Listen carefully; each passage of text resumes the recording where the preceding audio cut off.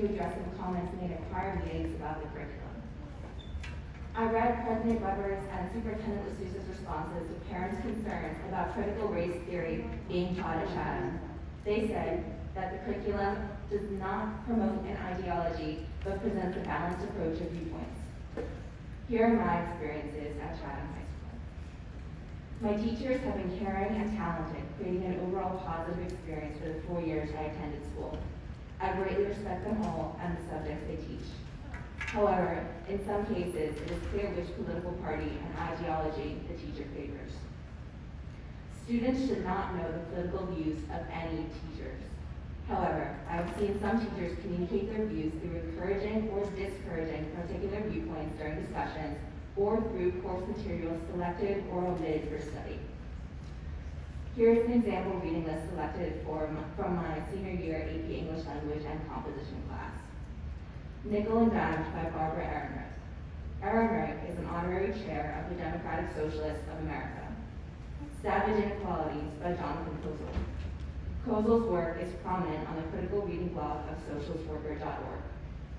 Fast Food Nation by Eric Schlosser earned a glowing review from the Socialist Workers' Party in Britain. I noticed a pattern in the points of view of these books along with other works presented, such as John Kenneth Galbraith's treatise on Keynesian economics, or David Foster Wallace's Condemnations of Business in Consider the Loster. Most of the materials used in class were anti-American, anti-capitalist, or pro-big government.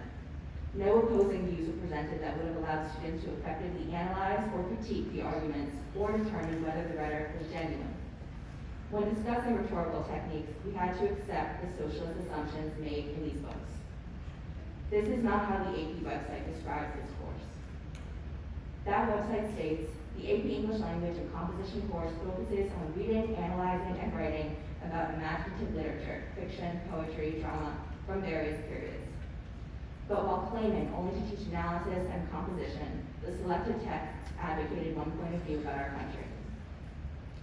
Classroom discussions were introduced as analyses of rhetorical techniques, but turned into political discussions about capitalism, America, or the role of our government.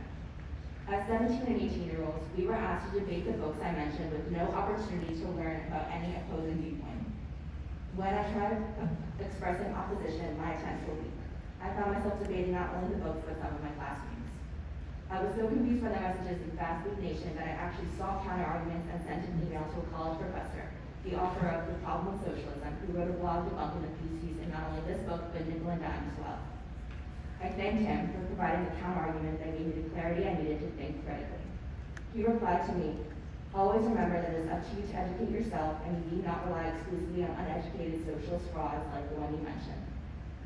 I acknowledge Superintendent D'Souza's comment that the school district does not indoctrinate students, but I'm not sure of the intent of certain individual teachers. That is not right. While my teachers have never directly pushed me into a way of thinking, the one-sidedness of the material I experienced in this class Sorry. If you can sum up, I just want to make sure everybody has an opportunity to be heard tonight. Oh, yes, of course. Thank you. Appreciate it. Thanks, Brenda. An important step to assure a balanced curriculum is to make the curriculum of the English and Social Studies departments public. Not just the general profiles listed on the webpage, but the actual book sources and class materials should be publicly viewable on Schoology or Google Drive to anyone interested. If I had known that the AP Language and Composition class was going to be text all skewed towards one point of view, I would have instead taken the honors class where they read Hamlet. Make the curriculum... May I just finish up, please? Okay, yes, thank you. This is how you can prove to the Chatham community that the curriculum is designed to teach students how to think instead of what to think. Thank you.